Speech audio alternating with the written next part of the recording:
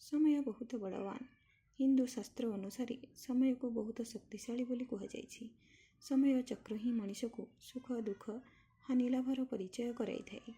समय खराब पड़े राजा को भिखारी कर देइथाए एवं भल समय आसिले भिखारी को भी राजा कर देइथाए। समय केतेबेले काहाकू कौन करिथाए ताहा केही जानि पारि नथांती। किंतु आपण जानिछन्ति कि आपणଙ୍କ जीवନରେ केबे खुशी समय आसीबो ता पूर्वरु किछि सूचना मिलिथाए? जदि नाही तेबे आसंतु आज जानिबा एही वीडियो माध्यम रे आपणଙ୍କ जीवନରେ आगकू आसुथिबा खुशीर संकेत गुड़िका विषय जहा विषय भगवान विष्णु नारद मुनि को कहिथिले। हिंदू धर्म ग्रंथ अनुसार थरे नारद मुनि भगवान विष्णु को पाखरे पहुँचिले एवं भगवान को निवेदन कले कि हे भगवान, मनीषता जीवन में आगकू आसुथिबा खुशीर संकेत केमिति पाइथाए? भगवान विष्णु नारद को उत्तर रे कहिले कि हे नारद मुनि, मु निजे समय परिवर्तन हेबार पूर्वरु किछि संकेत देइथाए पशु पक्षी छोट पिला ओ मोर भक्त मानक माध्यम रे, जहा कि ज्ञानी मनीष माने जानि पारि थांती किंतु अज्ञानी मनीष माने से पर्यंत पहुँची पारि नथांती। एही संकेत मध्यरु 7टी संकेत मु आज आपनଙ୍କୁ जणाउछि।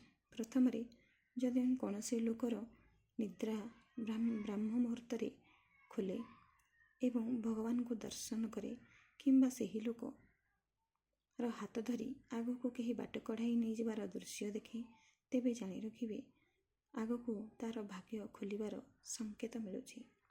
द्वितीय रे जदि केही लोक सबुबले खुशी रे रहे एवं मुखरे हस एवं तार परिवार को संतुष्ट करी रखि थाए एवं क्रोधरे नियंत्रण करि थाए, सेही लोक जीवन रे आगको खुशीर समय अतिबाहित करि थाए एवं जीवन रे जहा भाबी थाए ताहा सफल प्राप्त करि थाए।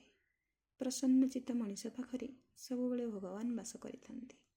तृतीय रे जदि सेही लोक घर आगरे गाई बारंबार आसे, मांकड़ माने आसी घररू जिनिस उठाई नहीं खाद्य रूप में ग्रहण करिथांती एवं पक्षी माने घर पाखरे आसी किचिरमिचिर शब्द करिथांती एवं घरे बसा बांधी थांती किंबा बिलेई आपणଙ୍କ घरे पिला जन्म करे, तेबे जानि रखिबे जे जीवन रे आगठारु एबे आहुरी अधिक खुशीर भाग्य बदलिबार संकेत मिलुछि।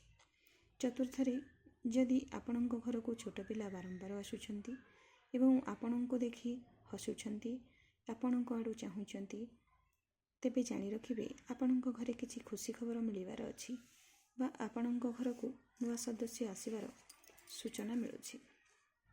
आपण माने सुनिथिबे बड़ लोक मानଙ୍କ ठारू कि छोट पिला भगवानकर स्वरूप, से माने सबुबले आपणଙ୍କୁ शुभ फल प्रदान करथांती। पंचम रे जदि आगरू आपणଙ୍କୁ बहुत खर्च हेउथिला, रोगरे पीड़ित होथिले, एबे देह सुस्थ हेबारे लागिछि एवं टिके टिके खर्च कमिबाकू लागुछि, बळका धन हाथ रे रहुछि, तेबे जानिबे जे एबे खराब समय सरी जाइछि, आगको खुशीर समय आसिबार संकेत मिलुछि।